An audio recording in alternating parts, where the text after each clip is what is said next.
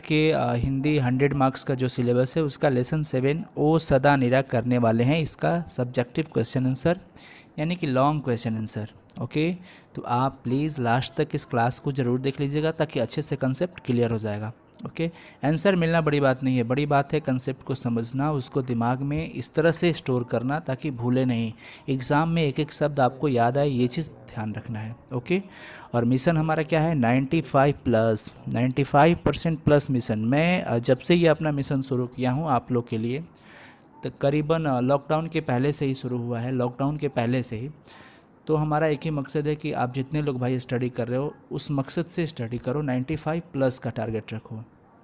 Okay, तो इस हिसाब से आपको एक एक चीज़ पे नज़र रखना होगा, बारीकी से स्टडी करना होगा, एक एक टॉपिक को समझना होगा, एक एक वर्ड को क्लियर करना होगा। बहुत बच्चे बोलते हैं सर हमें वर्ड समझ में नहीं आ पाता है। ट्राई टू अंडरस्टैंड बच्चा पार्टी, ट्राई टू अंडरस्टैंड, कोशिश करो उसको समझने का, बिकॉज वो आपके सिलेबस का चीज़ है तो आपको समझना ज़रूर पड़ेगा। और हाँ, अगर कोई प्रॉब्लम हो समझने में तो मुझे कमेंट में ज़रूर बताएं कि सर मुझे ये प्रॉब्लम है। टेलीग्राम ग्रुप है, आप वहाँ पे ज्वाइन कर सकते हो, टेलीग्राम चैनल पे, व्हाट्सएप ग्रुप पे भी ज्वाइन करके आप मुझे पर्सनली मैसेज करके बोल सकते हो कि सर ये क्वेश्चंस में हमें प्रॉब्लम है। आई होप कि आपको मैं वो चीज़ क्लियर ज़रूर कराऊंगा। ओके, मेरा यही मकसद है भाई, हर जगह पे शिक्षा पहुंचाना है, हर जगह पे फ्री में, बिल्कुल किसी से कोई चार्ज नहीं लिया जाता है, किसी से कोई चार्ज नहीं लिया जा रहा है और आगे भी नहीं लिया जाएगा।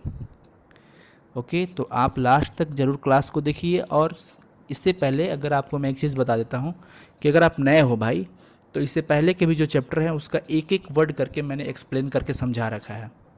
बहुत अच्छा ट्रेंड है, वो चल रहे हैं, बहुत बढ़िया चल रहा है, उसको बहुत बहुत thanks to all of you. और आप भी उसे ज़रूर देखें ताकि आपका भी कंसेप्ट बढ़िया से क्लियर हो और उसका एक नोट्स अच्छा सा बनाते चलो आप लोग। ठीक है, सुबह 9 बजे का भी क्लास चल रहा है, शाम 4 बजे इंग्लिश के भी क्लास चल रहे हैं और रात को ये 9:30 बजे वाला क्लास है। आप डेली ज्वाइन करो, डेली ज्वाइन करो, ये आपकी रिस्पॉन्सिबिलिटी है। तो चलिए हम लोग शुरू करते हैं। अब ये बातें आपके लिए एक इंस्ट्रक्शंस था। तो चलिए चैप्टर का नाम पहले हम समझते हैं, ओ सदा नीरा, जिसके लेखक है जगदीश चंद्र माथुर और यह एक निबंध है। बच्चा लोग क्या है, ये निबंध है। ओके,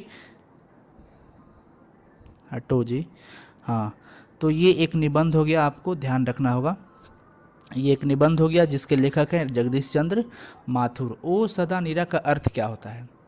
सदा का मतलब हो गया हमेशा, सदा का मतलब हमेशा हो गया। और नीरा शब्द का अर्थ होता है, जो हम लोग पर्यायवाची शब्द जल का यूज़ करते हैं, नीर, तो जल हो गया, यानी कि पानी कहते हैं। क्या कहते हैं? पानी, यानी कि हमेशा पानी भरी रहने वाली गंडक नदी के बारे में लेखक ने चर्चा किया है। यानी कि ये जो निबंध है गंडक नदी और उसके आसपास, गंडक नदी एवं उसके आसपास के क्षेत्र को केंद्र मानकर लिखा गया है। कौन लिखे हैं? जगदीश चंद्र माथुर। यहाँ क्या आपको एक चीज़ यहाँ पे क्लियर, हर जगह पे फोकस करना है, हर जगह पे, बिकॉज ऑब्जेक्टिव अंदर से ही निकाले जाते हैं चैप्टर के, ठीक है ना। तो ये एक निबंध है, इसके लेखक है जगदीश चंद्र माथुर। और ये जो लेखनी है ओ सदा नीरा, ये किस नदी को केंद्र माना गया है? गंडक नदी। चूँकि नदी की चर्चा सदा नीरा, हमेशा नीर, नीर का मतलब पानी। आई होप कि आपको ये अच्छे से समझ में आया होगा। चलिए पहले हम लोग लेखक का परिचय कर लेते हैं। लेखक के बारे में जान लेना बहुत ही इम्पोर्टेंट है, जानकारी के हिसाब से भी और एग्जामिनेशन पॉइंट ऑफ व्यू से भी बहुत ही इंपॉर्टेंट नेसेसरी होता है, बिकॉज ऑब्जेक्टिव क्वेश्चन पूछे जा सकते हैं। तो लेखक थे आदरणीय जगदीश चंद्र माथुर और इनका जन्म हुआ था 16 जुलाई 1917 को। कब हुआ था? 16 जुलाई 1917 को। और इनकी मृत्यु हुई थी, देहांत हुआ था 14 मई 1978 को। सो प्लीज़ आप एक इसका स्क्रीनशॉट ले लेंगे। 1 2 3, बहुत ही सुंदर। अब चलते हैं हम आगे। इनका जन्मभूमि कहाँ पे, मतलब कहाँ पे जन्म हुआ था? खुर्जा बुलंदशहर में, शाहजहाँपुर जिला, उत्तर प्रदेश। तो ये चीज़ तो बस देखने का चीज़ है, इसमें कोई विशेष चर्चा नहीं है।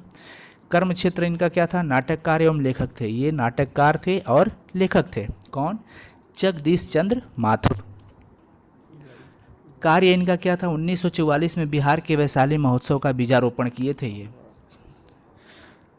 1944 में बिहार के वैशाली महोत्सव, बड़ा ही ज़बरदस्त और प्रसिद्ध महोत्सव हमारे बिहार का माना जाता है। तो इनका बीजारोपण का मतलब शुरुआत यहीं किए थे। कौन? जगदीश चंद्र माथुर। कब किए थे? 1944 में। उसके बाद ऑल इंडिया रेडियो में महानिदेशक थे। AIR में आकाशवाणी इन्होंने ही नाम रखा था। AIR ऑल इंडिया रेडियो में महानिदेशक थे, और आकाशवाणी जो आप लोग सुनते हो ना रेडियो चैनल पे, वो चीज़ इन्हीं का था, मतलब इन्होंने उनका नामकरण किया। सूचना और प्रसारण मंत्रालय में हिंदी सलाहकार भी थे। सूचना और प्रसारण मंत्रालय में हिंदी सलाहकार भी थे। कौन कौन? जगदीश चंद्र माथुर। बिल्कुल अच्छे से सुनते रहना है और समझते रहना है, तब जा कर के अच्छे से क्लियर होगा। और मैं तो प्रॉमिस करता हूँ कि बता देने के बाद और ये क्लास देख लेने के बाद आपका एक भी क्वेश्चन इस चैप्टर से या किसी भी चैप्टर से नहीं छूटेगा। जिस चैप्टर का मैं आपको वीडियो अगर दे देता हूँ, अगर वो आप देख लेते हो तो प्रॉमिस 100% बता रहा हूँ ना कि एक भी क्वेश्चन उसमें से नहीं छूटेगा। बस ध्यान से सुनो समझो तो, और थोड़ा तो मेहनत आपको ज़रूर करना पड़ेगा, है ना। शिक्षा की अगर बात करें इनकी, तो ये प्रयाग विश्वविद्यालय यानी इलाहाबाद विश्वविद्यालय में अंग्रेजी से थे। 1941 में ICS की परीक्षा इन्होंने पास की। 1941 में ICS की परीक्षा इन्होंने पास की। उसके बाद ट्रेनिंग के लिए अमेरिका चले गए, और उसके बाद वहाँ से आए तो बिहार के शिक्षा सचिव हो गए। कौन? जगदीश चंद्र माथुर। बस एक इसका भी स्क्रीनशॉट बच्चा लोग जल्दी से फटाफट 1 2 3। सम्मान की बात करते हैं। इनका सम्मान, इनको विद्या वारिधि की उपाधि दी गई थी। विद्या वारिधि जो लेखक होते हैं ना, बहुत एक अच्छा उपाधि होता है। तो पूछा जाता है ये क्वेश्चन कि जगदीश चंद्र माथुर को कौन सी उपाधि दी गई थी, या फिर ऐसे पूछा जाता है कि विद्या वारिधि की उपाधि दी गई थी। 4 गो लेखक का नाम रहेगा, उसमें ध्यान रखेंगे जगदीश चंद्र माथुर को मिला था। कालिदास अवार्ड से भी इन्हें सम्मानित किया गया था, और ये बिहार राज्यसभा पुरस्कार भी इनको दिया गया था। तो ये सारी चीज़ें समझ में आ रही है ना कि विद्या वारिधि की उपाधि इनको मिली थी, जगदीश चंद्र माथुर जी को कालिदास अवार्ड भी मिले थे, और बिहार राज्यसभा पुरस्कार भी मिले थे। ओके, चले आगे। समझ में आ रहा है ना, अच्छे से क्लियर हो रहा है ना? एक बार कमेंट सेक्शन में कमेंट करके बताओ समझ में आ रहा है कि नहीं, अच्छे से बताओ सब। ये लेखक परिचय समझ में आया ना? बहुत ही बढ़िया। इनकी मुख्य कृतियाँ क्या है कि वैसे तो इन्होंने बहुत ज़्यादा लेखनी लिखे थे, बट आपको मैं मुख्य कृतियाँ आपके सिलेबस के आधार पर दिया। मेरी बांसुरी, भोर का तारा, ओ मेरे सपने, कोणार्क, बंदी, शारदिया, पहला राजा, दशरथ नंदन, कुंवर सिंह की टेक और गगन सवारी। ये चीज़ें इनकी लिखी हुई थी। तो ये चीज़ें आपको याद करना होगा, मतलब कि बार बार इसे प्रैक्टिस करना होगा। ओके, और वो प्रैक्टिस समझने के व्यू से होना चाहिए कि ये जितनी भी कृति आप देख रहे हो ये इन्हीं के द्वारा लिखा गया था। तो ये क्वेश्चन पूछा जाता है, ऑब्जेक्टिव क्वेश्चन, जैसे पूछ देगा कि भोर का तारा किसके द्वारा लिखा गया है, तो ये चीज़ आपको याद रखना होगा। यह निबंध उनकी पुस्तक बोलते क्षण से प्रस्तुत है। बोलते क्षण उनकी एक पुस्तक थी जहाँ से इस निबंध को निकाला गया है। ओ सदा निरा और ओ सदा निरा आपको समझ में अच्छे से आ गया, ठीक है ना। बिहार के उत्तर पश्चिम कोण में चंपारण क्षेत्र की भूमि है, उस वहीं पे मतलब पूरा यहाँ पे चर्चा हुआ है उसी चीज़ की, यहाँ पे लेखक ने एक्सप्लेन किया है। चलो अब हम लोग क्वेश्चन आंसर की तरफ चलते हैं। सो आप जरूर दम शांति से समझिएगा एक एक चीज़ को, तब आपको बहुत अच्छे से क्लियर होगा। अपने वर्ड में उत्तर दिया गया है, अपने ही शब्दों में मैंने उत्तर ये चीज़ लिखा है आपके लिए, आप इसे ज़रूर अच्छे से समझना। क्वेश्चन है पहला। वैसे तो आपको सबसे बढ़िया से अगर समझना हो तो प्लीज़ आप एक बार चैप्टर अपना पढ़ लिया करो घर पे, उसके बाद आप पढ़ लोगे ऑलरेडी पहले से तो यहाँ पे और क्लियर होगा। बट कोई दिक्कत नहीं, अगर नहीं पढ़े हो तो आई होप मैं कोशिश करूँगा पूरे समझाने का, और आप अगर साइलेंट होकर के अच्छे से समझोगे। चैट पे ज़्यादा ध्यान नहीं देना है, चैट पे पॉजिटिव चैट पे ध्यान देना है, बाकी चैट पे कोई टेंशन नहीं लेने की ज़रूरत। आप सिर्फ अपना काम करो। चंपारण क्षेत्र में बाढ़ की प्रचंडता के बढ़ने के क्या कारण हैं? देखो, चंपारण में पहले बहुत जंगल था, बहुत ज़्यादा जंगल था, बहुत घना जंगल था, बाढ़ आती थी। क्योंकि वहाँ पे किनारे नदी भी थी तो कोई टेंशन नहीं, हर जगह पे बाढ़ आती है, बट जंगल वहाँ पे था, बहुत क्षेत्र में फैला हुआ था। सुनिएगा, बहुत अच्छे से समझिएगा। जंगल फैला हुआ था तो जो वृक्ष की जड़ें होती है वो पानी को रोकती है। सिंपल समझ में आता होगा, पानी चल रही है और बीच में रुकावट है, पेड़ पौधे हैं, तो वो ऑलरेडी थोड़ा तो रुकावट ज़रूर करेगा, तो बाढ़ तो आएगा बट प्रचंड नहीं आएगा।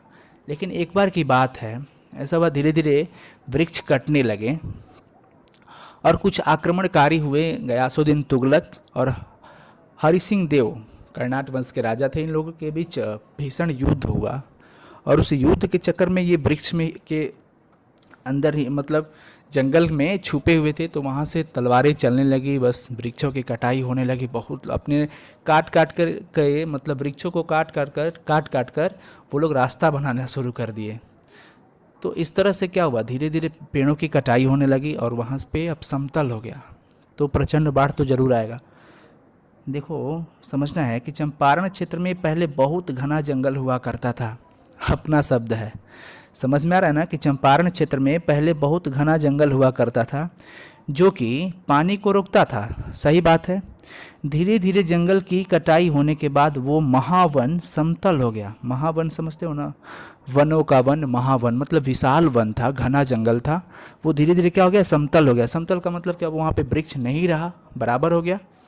बाढ़ के पानी का बहाव में कोई रुकावट नहीं होता था, अब तो कोई रुकावट नहीं होगा, पानी चल रहा है तो बस सीधे तेजी से निकल रहा है। पहले तो जंगल का रुकावट था ना, कि जंगल की वो जड़ें थी वृक्षों की, वो रोका करती थी, बट अब तो कुछ नहीं है, तो बस डायरेक्टली समतल होने के कारण पानी का बहाव तीव्रता से होगा, तेजी से होगा, और वहाँ बाढ़ प्रचंड रूप में आने लगा।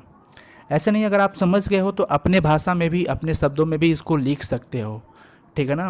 और इस बिल्कुल नहीं घबराना है, आप अपने शब्दों में ही उत्तर दें, बस बात समझने की है। क्लियर हुआ कि चंपारण क्षेत्र में बाढ़ की प्रचंडता के बढ़ने का क्या कारण है। तो सिंपल कि भाई पहले वहाँ पे बहुत ज़्यादा पेड़ पौधा था, जंगल था, वन थे, वो कटाई हो गई तो पानी अब नहीं रुक पाता है, इसलिए प्रचंड रूप में, प्रचंड का मतलब क्या हुआ, विशाल रूप में, विशाल रूप में वहाँ पे बाढ़ आता है। क्लियर हुआ ना, कैसे समझ में आया कि नहीं, बताओ जल्दी।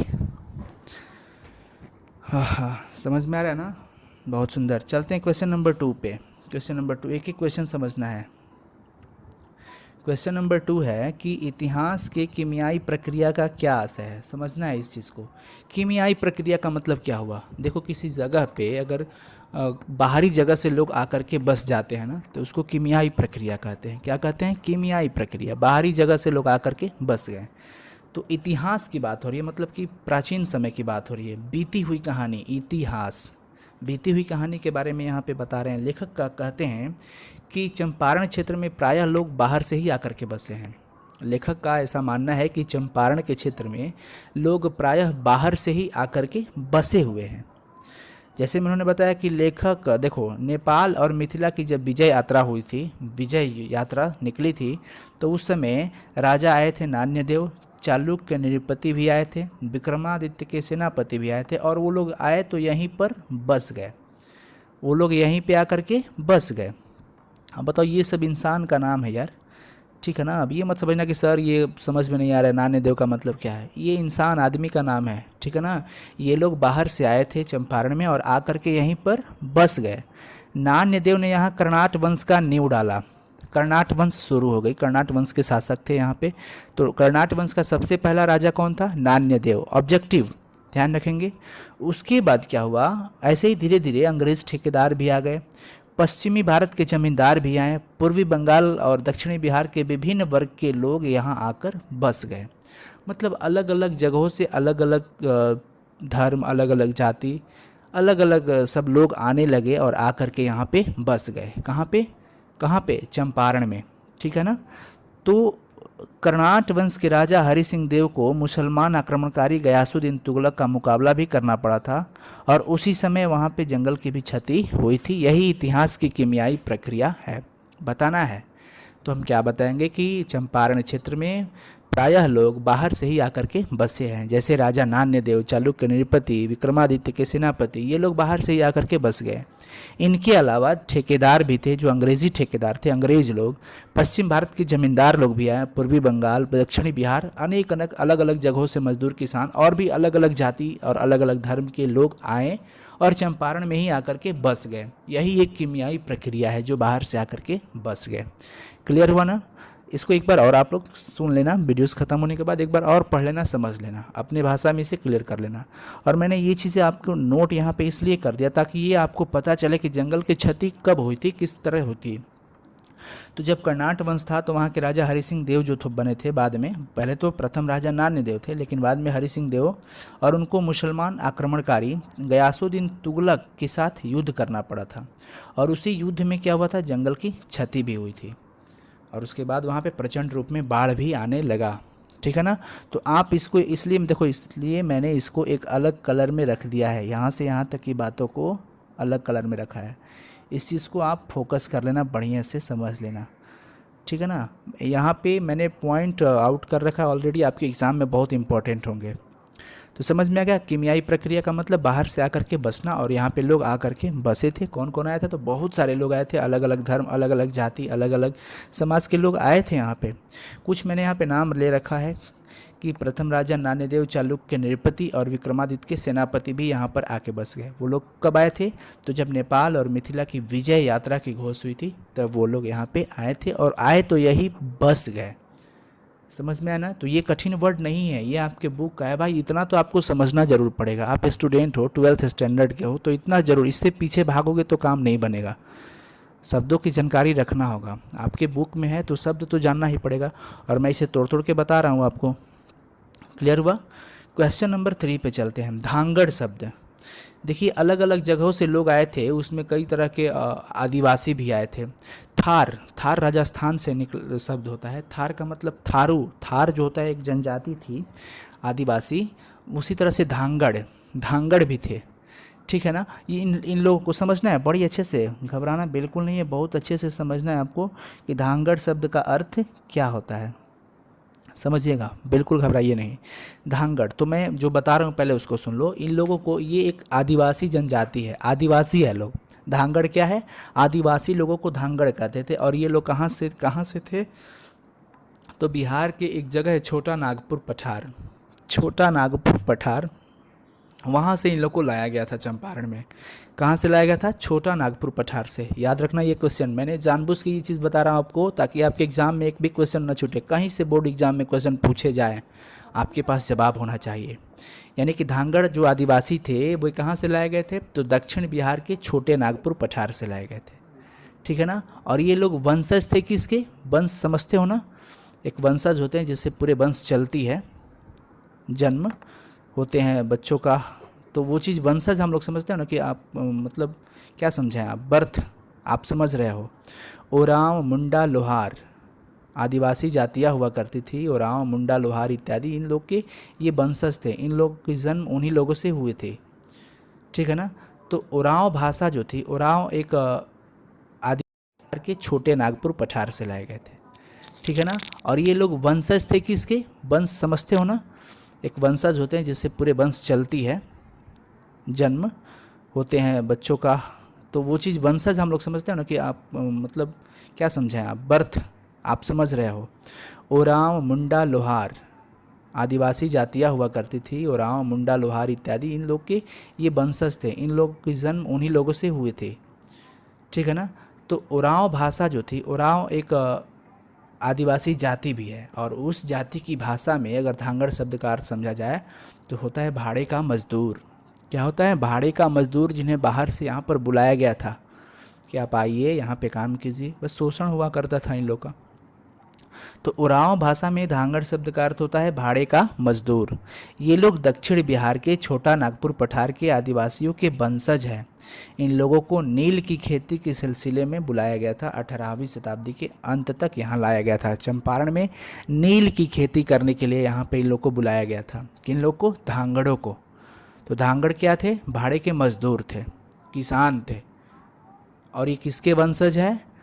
किसके वंशज है? तो उरांव और मुंडा, लोहार जनजाति के, आदिवासी जातियों के, इन लोग के क्या है? ये वंशज है। और ये बिहार के छोटे नागपुर पठार से लाए गए थे। कब लाए गए थे? 18वीं शताब्दी के अंत तक लाए गए थे। ये चीज़ें आप अपने कॉपी में ज़रूर नोट कर लेना, बहुत ही इंपॉर्टेंट है। एक एक चीज़ों को नोट करना बहुत ही ज़रूरी है। ओके। तो धांगड़ शब्द का क्या अर्थ है? वैसे क्वेश्चन पूछा है। और एक चीज़ बच्चा लोग ध्यान रखना, आपको वर्ड मेंटेन करना एग्ज़ाम में देखना है कितने शब्दों में उत्तर पूछ रहा है, उस शब्द को वैल्यू रखना है, उस शब्द को मेंटेन। ऐसा नहीं है कि क्वेश्चन पूछ रहा है कि आप 40 शब्दों में उत्तर थे और आप 10 शब्दों में या 20 शब्दों में ही उत्तर देके निकल गए, तो आपको अच्छा मार्क्स नहीं मिलेगा।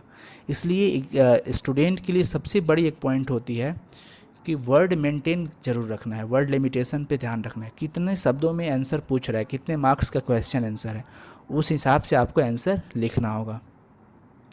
उस तरह से धांगड़ लोग जैसे आए थे, उसी तरह से राजस्थान शब्द से निकला एक थार। थार जो होता है ना, थार, वहाँ की जनजाति थी थार। थारू बोलते हैं, थारू।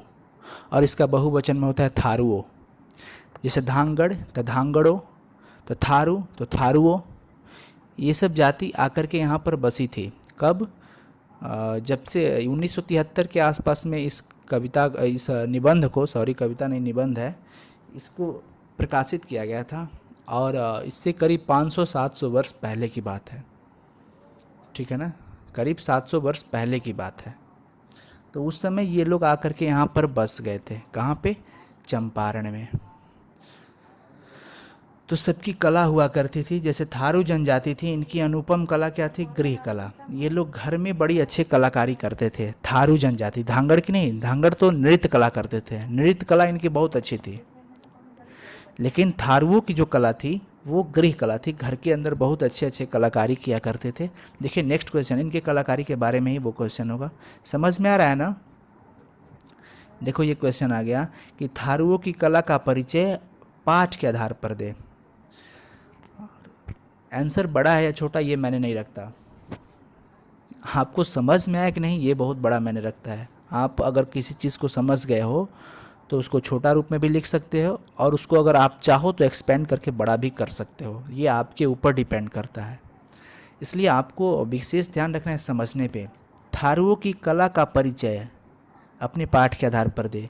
तो मैंने अभी आपको एक चीज़ बताया कि इनकी अनुपम कला क्या थी, मतलब मुख्य कला थी घर की कला। घर की कला में बहुत ही ये इंटरेस्टेड थे। कौन? थारू लोग, थारू जाति के जो लोग थे ना। थारू क्या है? थारू जनजाति है, जाति है। ये लोग आकर के यहाँ पे बसे थे, ठीक है ना। ये लोग अपने आप को आदिवासी नहीं मानते थे। थारू जो थे वो अपने आप को आदिवासी नहीं मानते थे, लेकिन धांगड़ आदिवासी थे। समझो यहाँ पे बातें नोट करने वाली है कि थारू जनजाति जो थी वो अपने आप को आदिवासी नहीं मानते थे, लेकिन धांगड़ जो थे वो आदिवासी मानते थे।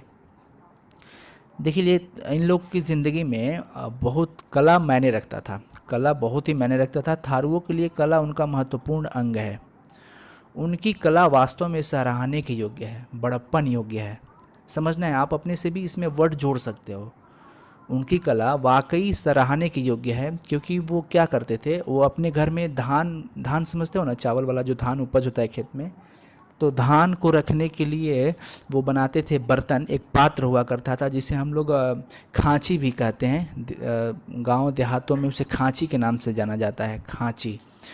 तो वो जो सींक होता है ना, सींक के बनाते हैं, और उस सींक को रंग बिरंगे कर देते हैं, कलरफुल बना देते हैं, रंग से रंग करके अलग अलग रंग के सींक का वो कितना अच्छा टोकरी बना देते हैं। वो इनकी एक महत्वपूर्ण कला थी।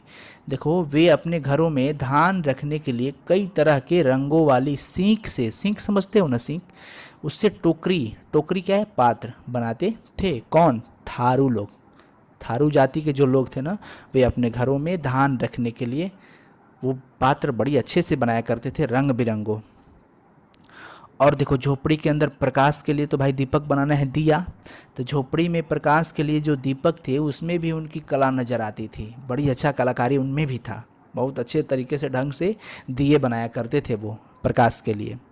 शिकारी और किसान के लिए काम आने वाले जो पदार्थ मूंज से बनाए जाते थे, उनमें भी उनकी बहुत ही सुंदर कला दिखती थी। ये सब अपने शब्द है, आप एक बार ध्यान से सुनोगे समझोगे तो बहुत अच्छे से अंदर जाएगा, डायरेक्ट दिमाग के अंदर जाएगा। मूंज एक रस्सी होता है ना, मूंज जो रस्सी ऐसे, उसको बहुत ही अच्छा चेन की तरह बनाया जाता है, चैन सिकड़ी समझते हो ना, उसी तरह से उसको लपेट करके ये लोग बनाया करते थे, बहुत ही अच्छा, ठीक है ना। तो उसमें भी इनकी कलाकारी नज़र आती थी, इनकी थारुओं की। तो यहाँ से पहले 3 पॉइंट आपको मन में रखना है पठित पाठ के आधार पर। 3 बातें कि वे धान के लिए बहुत सुंदर टोकरी बनाते थे सींक का। दूसरी बात है कि घर में प्रकाश के लिए बहुत अच्छे कलाकारी से दीपक बनाया करते थे, दिया। तीसरी बात है कि किसानों के काम या फिर शिकारियों के काम में आने वाले जो रस्सी मूंज के बनाते थे, उनमें भी बहुत अच्छी इनकी कलाकारी थी। ये सब कलाकारी थी, लेकिन इसके अलावा उनकी सबसे अच्छी कलाकारी थी उनके घर का एक रीति रिवाज, एक संस्कार। इन सब कलाओं के अतिरिक्त सबसे मनोहर कला थी नववधू का अनोखा कर्तव्य। जो नई वधू आती थी, घर में नए शादी विवाह होते थे तो वधू आती है ना, तो नववधू जब आती है तो उसका एक इन लोग का एक संस्कार था, सारे परिवार में एक संस्कार था इन लोग का, ध्यान रखेंगे। तो नववधू के लिए एक पवित्र संस्कार था, उनमें इन लोग का बहुत अच्छा कलाकारी था। वो क्या था कि उन लोगों में ऐसा रिवाज था कि हर पत्नी दोपहर का खाना लेकर पति के पास खेत में जाती है। ये सारे परिवार का जो थारू जाति के जो जितने भी लोग थे, उन लोग के परिवार में एक ये संस्कार था कि सबको खाना लेकर के, जो पति थी वो हर पत्नी, हर पत्नी अपने पति के लिए खाना लेकर के दोपहर में जाती थी खेत में। ये संस्कार ही है। और जो नई बहू आई है उनको तो पहली बार वो संस्कार जब करना होता है तो उस समय बहुत ही अच्छा लगता है, बहुत ही अच्छा। वधू जब ये काम पहली बार करती है, देखो पहली बार, अच्छे से समझो इसको, आप शॉर्ट भी कर सकते हो और लॉन्ग भी कर सकते हो। वर्ड लिमिटेशन के आधार पे कैसे क्वेश्चन पूछा जा रहा है, किस तरह के शब्द पूछे जा रहे हैं, मतलब किस तरह के शब्द का मतलब क्या हुआ कि कितने शब्दों में आपको उत्तर देना है, वो चीज़ ध्यान रखना है। इसलिए मैं आपको बड़ी अच्छे से एक्सप्लेन करके बता रहा हूँ ताकि आप खुद से उसको वर्ड लिमिटेशन कर सको। तो सबसे कला अच्छा क्या था, उन लोग के घर का एक पवित्र संस्कार वाली कला। उन लोगों में क्या रिवाज था कि हर पत्नी दोपहर का खाना लेकर के पति के पास खेत में जाती है। और जो पहली बार पत्नी ये काम करती है, वधू जब ये काम पहली बार करती है तो माथे के ऊपर पीढ़ा पर, माथे के ऊपर पहले क्या लेती है, पीढ़ा, और पीढ़ा पर वो सींग से बनी टोकरी रख लेती है। टोकरी, जो टोकरी बनाते थे ना सींग का, उसमें खाना रख लेती है। और उसके देखो चारों तरफ, उस टोकरी के चारों तरफ झालर लगे होते हैं, झालर लगे होते हैं, क्या लगे होते हैं, झालर। तो पहले माथे के ऊपर पीढ़ा रख लेती है, पीढ़ा के ऊपर वो सींग की टोकरी, और फिर उसमें खाना ले लेती है। क्या ले लेती है, खाना। देखो पहले पीढ़ा, पीढ़ा के बाद उस सींग पे टोकरी, और उसके बाद उसमें खाना। और वो तो पता है आपको कि वो उस टोकरी के चारों तरफ से क्या लगे हुए हैं, झालर। उसे दोनों हाथों से संभालते हुए धीरे धीरे कदमों के साथ खेतों में जाती है। ये इनकी कलाएँ थी। और जब जाती है धीरे धीरे कदम बढ़ाती है सुहाग भरी औरत, तो एकदम पग बढ़ाती हैं धीरे धीरे, तो वो झूमर की झन झन आवाज़ सुनकर पूरे गांव इकट्ठे हो जाते थे। ऐसा लग रहा था कि हाँ, कोई नई वधू आई है जो कि ये पहले संस्कार करने चली है। यह दृश्य बहुत ही सुहावन होता है, बहुत ही अच्छा लगता है ये दृश्य। कौन से दृश्य, जो मैंने आपको अभी बताया, वो दृश्य बहुत ही अच्छा लगता है। ठीक है ना, क्लियर हुआ कि नहीं हुआ, एक बार कमेंट करके बताएंगे। आपको ये चीज़ क्लियर हुआ कि नहीं हुआ, एक बार इसे ज़रूर बताएंगे। कला थी थारुओं की, बहुत अच्छी अच्छी कलाएं थी, लेकिन सब कलाओं में सबसे अच्छा ये कला लगा जब टोकरी को दोनों हाथों से संभाले लाज भरी सुहाग भरी वधू धीरे धीरे खेतों की ओर पैर बढ़ाती है। तो वो झनझन की आवाज़ सुन करके सारा गांव जान लेता है कि वधू जो है अपने प्रियतम के पास कलेऊ लेने जा रही है। कलेऊ मतलब समझते हो ना, खाना, कलेऊ कराने जा रही है, खाना लेकर के वो जा रही है, यानी भोजन कराने के लिए जा रही है। तो ये इंपॉर्टेंट बात है। अब बताओ इसमें क्या समझना है आपको और क्या दिक्कत है। हमको तो लग रहा है कि आपको कोई दिक्कत नहीं होना चाहिए। ये चीज़ें पॉइंट आउट करना है कि उनकी कलाएं में आपको पहले 3 कला को आपको ज़रूर लिखना है कि वे बहुत सीख के बहुत ही अच्छे रंग बिरंगे टोकरी बनाते हैं धान रखने के लिए। उसके बाद अपने घर में प्रकाश के लिए जो दिए बनाते थे, दीपक, उसमें भी उनकी कला नज़र आती थी। उसके बाद किसान और शिकारियों के लिए जो मुंज के रस्सी बनाते थे, उसमें भी उनकी कलाएँ थी। उसके बाद इन सब कला के अलावा उनमें सबसे अच्छा कला था, सबसे अनुपम कला था वो नववधू का पवित्र संस्कार, जो कि अपने पति को, वहाँ पे रिवाज क्या था कि हर पत्नी जो है अपने पति को भोजन कराने दोपहर के लिए खेत में जाती थी।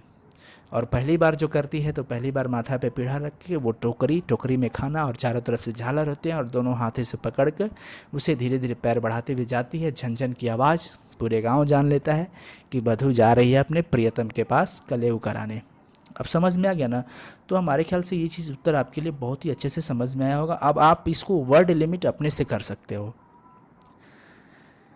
हाँ जी, चलते हैं 5 नंबर क्वेश्चन पे। 5 नंबर क्वेश्चन, चंपारण में आपको पता होना चाहिए गांधी जी के आंदोलन यहाँ से भी शुरू हुए थे। बहुत ही इम्पोर्टेंट है, आप 10th क्लास में ही पढ़े हो। चंपारण में नील की जो खेती हुआ करती थी, उसमें अंग्रेजों ने किस तरह से किसानों पर अत्याचार किया था। ये चीज़ समझने वाली चीज़ है। देखो मैं आपको बता रहा हूँ यहाँ पे कि अंग्रेज जो ठेकेदार थे ना, 19वीं सदी में नील की खेती का विस्तार किया था।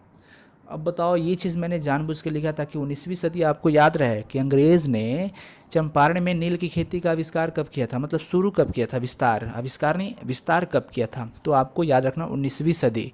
एक एक वर्ड पे टॉपर ऐसे नहीं बनते हैं। टॉपर के लिए टॉप क्लास की पढ़ाई करनी पड़ती है, बेस्ट के लिए बेस्ट होना पड़ता है। केवल पास होने के लिए तो काफ़ी है, बहुत सारे आंसर इधर उधर पड़े मिलेंगे आपको, बट टॉप के लिए टॉप एजुकेटर चाहिए, टॉप क्लास की स्टडी चाहिए, और टॉप आपको भी बढ़ना पड़ेगा, मेहनत भी करना पड़ेगा। तो एक एक चीज़ को क्लियर करो कि अंग्रेज़ ठेकेदार ने 19वीं सदी में नील की खेती का विस्तार किया था। उस समय नील की बहुत मांग थी। क्यों मांग थी पता है? क्योंकि रंग उसी से बनाए जाते थे, उसी से रंग बनाए जाते थे, क्योंकि नील से ही रंग बनाए जाते थे, और उसकी बिक्री बहुत ज़्यादा होती थी, तो अंग्रेज़ों को पैसा कमाने में बहुत ही मुनाफा मिलता था। नील की खेती के लिए किसानों पर अंग्रेज़ों ने बहुत अत्याचार किए हैं। क्वेश्चन भी पूछ रहा है कि अंग्रेज़ नीलहे किसानों पर, अंग्रेज़ जो है, नीलहे किसान का मतलब कि नीले रंग के किसान नहीं, नील की खेती करने वाले किसान पे उन्होंने क्या अत्याचार किया था? तो बहुत अत्याचार किया था। नील की खेती के लिए किसानों पर अंग्रेज़ों ने बहुत अत्याचार किए हैं। क्या क्या किए हैं? तो वे किसानों से ज़बरदस्ती नील की खेती करवाते थे। बताओ, नील की खेती करने की एक सबसे बड़ी डिमेरिट क्या थी कि जिस भूमि पे आप नील की खेती एक बार भाई कर दो तो उसकी उर्वरा शक्ति वहाँ से ख़त्म हो जाती है, और वहाँ बार बार आप केवल नील ही उपज कर सकते हो, बाकी फसल वहाँ पे उपज नहीं हो सकती है। ये सबसे बड़ी डिमेरिट पॉइंट थी। और अंग्रेज़ लोग जो थे ना, वो ज़बरदस्ती किसानों से यहाँ नील की खेती करने के लिए ही कहते थे। तो बताओ, नील की खेती लोग वहाँ पे करेंगे तो खाएंगे क्या? खाने के लिए अनाज कहाँ से उपज करेंगे? इतने वो अत्याचार करते थे अंग्रेज लोग, इतने अत्याचार। उन्होंने ऐसा कर दिया, एक ऐसा नियम रख दिया कि प्रत्येक 20 कट्ठा ज़मीन में भाई 3 कट्ठा नील की खेती करना है। अगर किसी के पास 20 कट्ठा ज़मीन है तो 3 कट्ठा नील की खेती एकदम अनिवार्य है करना। और समझो, वो सारा चीज़ उन लोग के पास जाता था, अंग्रेज़ों के पास। वो इतना अत्याचार करते थे। समझो, मैं अपने वर्ड में समझा रहा हूँ ताकि आपके दिमाग में डायरेक्टली जाए। अब बताओ, ऐसा भी था कि जिस किसान के घर में भाई शादी विवाह हो, चाहे खुशी का माहौल हो, तो अंग्रेज जो साहब थे, अंग्रेज साहब, उनके यहाँ नजराना भेजना पड़ता था। पहले उनको भाई भेजो, दाम दो, उनको पैसा दो कि भैया चाचा हमारे घर खुशी का माहौल है, मैं आपकी अनुमति चाहता हूँ, लीजिए ये अपना रकम और मुझे खुशी से शादी करने दीजिए। ऐसा था। बड़ी भारी रकम चुकाने पड़ते थे, नजराना के साथ साथ रकम भी चुकाने पड़ते थे जो नील की खेती नहीं करता था। साहब जी, अंग्रेज साहब जी अगर बीमार पड़ जाएं तो उनके इलाज के लिए पैसे किसानों से वसूले जाते थे। बताओ, इतना अत्याचार कोई करता है? और अंग्रेज नील के किसानों पर बहुत, नील की खेती करने वाले किसानों पर बहुत अत्याचार किए हैं। क्या क्या अत्याचार किए हैं? पॉइंट नोट करना है। बहुत अत्याचार किए, ज़बरदस्ती नील की खेती करवाते थे, अलग अलग जगहों से किसानों को बुलाते थे नील की खेती करने के लिए कि करो। नहीं, कैसे करोगे? आँख मतलब ताकने की हिम्मत नहीं थी अंग्रेज़ों के सामने किसी को। लेकिन उसी में से किसी ने हिम्मत किया तो आज हम लोग यहाँ पे हैं, हमारी देश की आज़ादी मिली। तो कहीं ना कहीं हमारे भारत माता ने ऐसे सपूतों को जन्म दिया है, और दिया भी था, जो कि बलिदान हो गए हमारे देश के लिए, सुरक्षा के लिए, हमारी मिट्टी की लाज के लिए। और आज भी हमारे देश में कई ऐसे वीर पुत्र सपूत हैं जो अभी भी देश को बचाए हुए हैं। तो बताओ, अब ऐसा था कि अंग्रेज साहब लोग अगर बीमार पड़ जाए ना, तो पैसा किसान भाई लोग देंगे, वसूली होगा। चलो जी, सब पैसा निकालो, जितने पैसे आप रखे। अगर हाथी खरीदा था, लोग हाथी खरीदता था, तो बताओ, हाथी खरीदने के साहब अगर हाथी खरीदते हैं तो अपने पैसे जो रखे हुए, कमा के रखे हो ना, उसमें से कुछ ना कुछ तो पैसा देना ही पड़ेगा उनको। तो ये सब अत्याचार किया करते थे अंग्रेज़ों ने किसानों पर, बड़ी अत्याचार किए हैं लोग। समझ में आ गया ना? तो ये 5 नंबर क्वेश्चन भी क्लियर हुआ। अब हम चलते हैं आगे। क्वेश्चन नंबर 6, गंगा पर पुल बनाने में अंग्रेज़ों ने क्यों दिलचस्पी नहीं ली? मैं केवल पाठ का क्वेश्चन आंसर आपको करवा रहा हूँ और इसमें से ही आता है, इसके लिए निश्चिंत रहें। गंगा पर पुल बनाने में अंग्रेज़ों ने क्यों दिलचस्पी नहीं ली? बात ऐसा था कि अगर देखा जाए तो दक्षिण बिहार में अब लोगों के अंदर ये भावनाएं जग गई थी अंग्रेज़ों के खिलाफ भावनाएं जग गई थी, क्योंकि वहाँ पे क्रांतिकारी लोग अब विचारों को समझ गए थे और अगर वो क्रांतिकारी भावनाएं मतलब कि आसपास के पास पड़ोस के जगहों पर पहुंच जाए तो अंग्रेज़ों को वहां टिकना बहुत मुश्किल था और उनकी हार हो जाती और वे अत्याचार नहीं कर पाते। अंग्रेज़ों के खिलाफ दक्षिण बिहार में क्रांतिकारी विचार फैल गए थे, मतलब कि अब अंग्रेज़ के प्रति यहाँ पे बहिष्कार होना शुरू हो गया था। अंग्रेज़ों के साथ वहाँ बगावत की स्थिति उत्पन्न हो गई थी। कहाँ पे? दक्षिण बिहार में। अगर ये क्रांतिकारी विचार एवं बगावत अन्य जगहों पर फैल जाता तो अंग्रेज़ों का बहुत भारी नुकसान होता। अगर हर जगह पे ये चीज़ फैल जाता और फैल जाता तो क्या होता कि अंग्रेज़ को वहाँ से हटना पड़ता, फिर अंग्रेज़ों जो नील की क्या खेती हुआ करती थी उससे जो मुनाफा मिलता था वो तो सारा चीज़ बंद हो जाता ना। तो बहुत बड़ा झटका, बहुत बड़ा नुकसान होता किसको? अंग्रेज़ों को। वे नहीं चाहते थे, वहाँ पे तो गंगा थी, वो गंगा पर अगर पुल बनेगा तभी ना लोग वहाँ से पार करके कहीं जाएंगे। तो पुल बनाने में उन लोग ज़्यादा इंटरेस्टेड नहीं हुए, बिकॉज कि अगर वो पुल बना देंगे तो आना जाना आसान हो जाएगा और यहाँ की बातें वहाँ पहुँच जाएगी। क्रांतिकारी हर जगह हम लोग के प्रति क्रांतिकारी विचार हो जाएंगे तो फिर हम लोग रहेंगे कहाँ, हम लोग जाएंगे कहाँ, हम लोग का मुनाफा भी नहीं मिलेगा। यानी फाइनली आपको समझ में आ रहा है ना कि गंगा पे पुल अगर बन जाएगा तो यहाँ की बात को वहाँ आसानी से पहुँचाया जा सकता है, आना जाना सुविधा हो जाएगा। सारे लोग एक साथ जुट करके अंग्रेज़ों के प्रति क्रांतिकारी बगावत कर सकते हैं। तो अंग्रेज़ों के खिलाफ दक्षिण बिहार में क्रांतिकारी विचार फैल गए थे।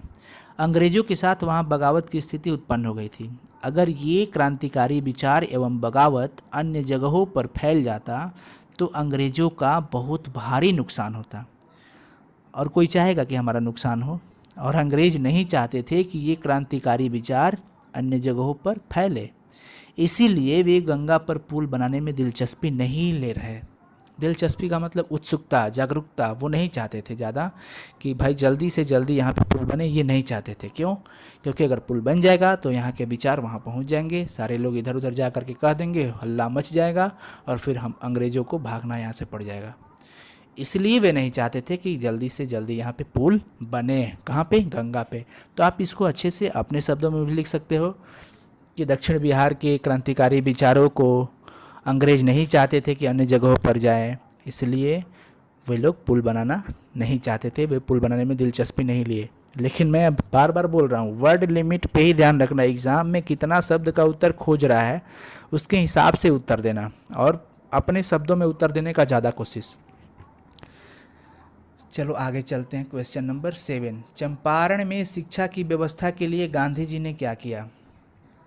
देखो ये बहुत ही इंपॉर्टेंट क्वेश्चन है। चंपारण में जब गांधी जी आए थे ना, तो गांधी जी वहाँ पे गए तो देखे कि वहाँ की व्यवस्था बड़ी दुर्व्यवहार की तरह थी, बहुत ही बेकार स्थिति हुआ करती थी। विशेष करके उन बच्चों की क्या स्थिति होगी। यहाँ पे लोग आर्थिक स्थिति को सुधारना चाहते हैं, लेकिन आर्थिक स्थिति कैसे सुधरेगा उस पर ध्यान नहीं दे रहे हैं। आर्थिक स्थिति को सुधारने का सबसे बड़ा एक महामंत्र रामबाण ब्रह्मास्त्र है। क्या? शिक्षा। क्या है? शिक्षा। तो गांधी जी ने सोचा कि पहले यहाँ पे शिक्षा के लिए कुछ हमें करना चाहिए, और उन्होंने कहा था किनसे? उन्होंने कहा था किससे? आपको पता है, रामनवमी प्रसाद जो थे, उन्होंने उनसे ये बातें करते हुए गांधी जी कहे थे कि ग्रामीण बच्चों की शिक्षा की व्यवस्था जब तक नहीं होगी तब तक केवल आर्थिक समस्याओं को सुलझाने से भाई काम नहीं चलने वाला है। गाँव के बच्चों के लिए शिक्षा की व्यवस्था बहुत ही ज़रूरी है करना, बहुत ही ज़रूरी है शिक्षा की व्यवस्था को करना। तब जाकर के गांधी जी ने कहा कि हम चाहते हैं कि चंपारण में कुछ गाँव में विद्यालय खोला जाए और वहाँ पे बच्चों को शिक्षा दिया जाए। तब उन्होंने थोड़े ही दिन बाद 3 गांव चुना। 3 गांव में एक नाम था बड़हरवा, याद कर लेंगे नाम, बड़हरवा, भितिहरवा और मधुबन। अब ये क्या है सर? बच्चा लोग ये गांव का नाम है, इसका कोई मीनिंग नहीं, ये गांव का नाम है। अब बहुत बच्चे सर बड़हरवा क्या है समझ में नहीं है। बड़हरवा और मधुबन और भितिहरवा ये तीनों गांव के नाम हैं। चंपारण में 3 गांव थे। ये जो अभी विद्यालय की बात हम कर रहे हैं वहाँ पे वैसे गांव बहुत थे, बट यहाँ पे अभी 3 गांव की चर्चा हो रही है। एक बड़हरवा, मधुबन और भितिहरवा। वहाँ पे आश्रम विद्यालय गांधी जी ने खुलवाया, और बताओ कि बहुत निष्ठावान मतलब कर्तव्यनिष्ठ काम करने वाले और अच्छे एजुकेटेड कार्यकर्ता को वहाँ पे तैनात किया गया ताकि आप सही सारा अच्छा से व्यवस्था स्कूल को संभालिए। गुजरात से, महाराष्ट्र से उन्होंने बुलाए थे और शिक्षक तो बुलाए थे, समझो इंजीनियर जो विदेशों से शिक्षा प्राप्त कर किए थे, उनको यहाँ पे वो बुलाए थे। देखो, तो शिक्षा की व्यवस्था की केवल बात हो रही है कि चंपारण में शिक्षा की व्यवस्था के लिए गांधी जी ने क्या किया। गांधी जी के विचार से, मैंने अभी आपको जो बताया उसको देखो कि गांधी जी के विचार से आर्थिक समस्याओं को दूर करने का एकमात्र उपाय है शिक्षा। सही बात है। आप अपने घर में देखो, सब कोई बोलता है देखो यार पढ़ लो, पढ़ तो लो कम से कम, यही एक चीज़ है जिसमें कोई बंटवारा नहीं होगा। अरे पढ़ लिख जाओगे तो कभी पेट के लिए तो ज़रूर अच्छे हो जाओगे, दो रोटी की कभी कमी नहीं पड़ेगी। मतलब है कि ये मुहावरा बोला जाता है कि एकमात्र शिक्षा ऐसा चीज़ है जिससे कभी आप भूखे नहीं रह पाओगे। आप समाज को एक नया दिशा दोगे, समाज के बच्चों को आगे ले जाओगे। शिक्षा एक बहुत बड़ी चीज़ है, इससे बढ़कर के इस धरती पर कुछ भी नहीं है, अनमोल चीज़ है शिक्षा। और हर प्रकार की स्थितियों को शिक्षा जिसके पास होगा उसके पास समझदारी होगी, वो कर्तव्यनिष्ठ होगा, कर्मशील होगा, पक्का है, फिक्स है उसमें। तो गांधी जी क्या कहते हैं, उनके विचार से आर्थिक समस्याओं को अगर दूर करना है तो उसका एकमात्र उपाय है शिक्षा। गांधी जी ने चंपारण में शिक्षा के लिए वहाँ के 3 गांव बड़हरवा, मधुबन और भितिहरवा में आश्रम विद्यालय की स्थापना की। ये बात मैंने अभी बताया ना, बड़हरवा, मधुबन और भितिहरवा। कुछ लोग ये भी कह देंगे कि सर जी भितिहरवा का मतलब नहीं समझ में आ रहा है, बड़हरवा क्या है, ये सब अजीब अजीब शब्द है किताब में। भैया जी ये गांव का नाम है, एंड बहन जी लोग, बड़हरवा, मधुबन और भितिहरवा ये गांव का नाम है, इसको तो आपको याद करना पड़ेगा। और इन तीनों गांव में गांधी जी ने आश्रम विद्यालय की स्थापना की। उन विद्यालयों की जिम्मेदारी गुजरात और महाराष्ट्र से आए कार्यकर्ताओं को दिया गया। सोचो, गांधी जी ने शिक्षा के लिए बहुत ही अनमोल कदम उठाए थे कि वो जो कार्यकर्ता थे वो गुजरात और महाराष्ट्र से एजुकेटेड थे, शिक्षित थे। विदेशों से शिक्षा प्राप्त शिक्षक वहाँ रखे गए जिनके पास अच्छी जानकारी हो, ताकि संचालन बहुत ही अच्छे से हो विद्यालय का। तो बच्चा लोग ये चीज़ रहा। और इस चीज़ है क्वेश्चन नंबर 8 क्या है कि गांधी जी के शिक्षा संबंधी आदर्श क्या थे। आपको दिखाई दे रहा है ना, चलो मैं यहाँ पे कर लिया, दिखाई देना चाहिए। गांधी जी के शिक्षा संबंधी आदर्श क्या थे। गांधी जी ने तो भितिहरवा में, बड़हरवा में और मधुबन में, भितिहरवा, मधुबन और बड़हरवा ये चंपारण के 3 गांव थे और यहाँ पे उन्होंने आश्रम विद्यालय की स्थापना करवाई थी। कौन? महात्मा गांधी ने। ओके, तो अब बात करते हैं कि वहाँ पे विद्यालय तो खुला, बट वहाँ पे किस तरह की शिक्षा का मकसद था गांधी जी का। तो देखो, मैंने इसे अपने शब्दों में लिखा ताकि आपको बिल्कुल ही आसानी से समझ में आए। शिक्षा संबंधी आदर्श क्या थे, विशेषताएं क्या थी उनकी, गांधी जी किस तरह की शिक्षा वहाँ पे देना चाहते थे बच्चों को। चूँकि एक तो बात ये तय था कि गांधी जी ने ही वहाँ के लोगों को ये चीज़ बताया, उनको जागरूक किया कि भाई आर्थिक समस्याओं से जूझ रहे हो, इससे लड़ने का एकमात्र उपाय है शिक्षा। बच्चों को शिक्षा बहुत ही ज़रूरी है। बिकॉज़ मैं आगे भी बताऊंगा और अभी भी बता देता हूं कि वहाँ पे जैसे अंग्रेजी सरकार आई थी, अंग्रेज़ों ने क्या किया था, किसानों पर बहुत अत्याचार किया था और वहाँ पे किसी को हिम्मत ही नहीं हो रही थी उन लोगों के विरोध में आवाज़ लगाने की। तो जब शिक्षा मिलेगी उन्हें तो उनको समझ आएगा कि हमें क्या करना चाहिए, हमें अपने हक के लिए तो ज़रूर आगे बढ़ना चाहिए, हमें अपने अधिकार के लिए लड़ना चाहिए। तो शिक्षा का ये सब मकसद था। गांधी जी के शिक्षा का मुख्य मकसद क्या था कि बच्चों में संस्कार हो और उत्तम चरित्र हो। देखो मैंने इसे हाईलाइट कर रखा है, देख रहे हो ना रेड से। गांधी जी के शिक्षा का मुख्य मकसद क्या था कि बच्चों में संस्कार और उत्तम चरित्र हो। इसे आप अपने शब्दों में लिख लो। मेरा मकसद है आपको समझाना, आप बात को अच्छे से समझ जाओ और उसके बाद खुद के लैंग्वेज में अपने से लिख सकते हो। कोई आंसर नहीं काटेगा, किसी की औकात नहीं है, मैं इतना गारंटी देता हूँ। इतनी बातें बोल रहा हूँ, समझ रहे हो ना। सिंपल चीज़ हो गया कि गांधी जी के शिक्षा का मुख्य मकसद क्या था कि बच्चों में संस्कार हो और उत्तम चरित्र हो, उनका कैरेक्टर बहुत अच्छा हो, है ना, उनमें बहुत अच्छी कैरेक्टर हो जाए और उसके बाद उसमें एक डिसिप्लिन हो, अच्छा संस्कार हो। शिक्षा का सबसे बड़ा मायने यही है। अक्षर ज्ञान तो इस उद्देश्य की प्राप्ति का एक साधन मात्र है। सही बात है, अक्षर ज्ञान करने के लिए हमें विद्यालय जाना पड़ेगा। तो विद्यालय जा कर के वहाँ पे उठने, बैठने, रहने, बोलने या फिर चलने, सब चीज़ की हमें जानकारियाँ शिक्षक के द्वारा मिलती है।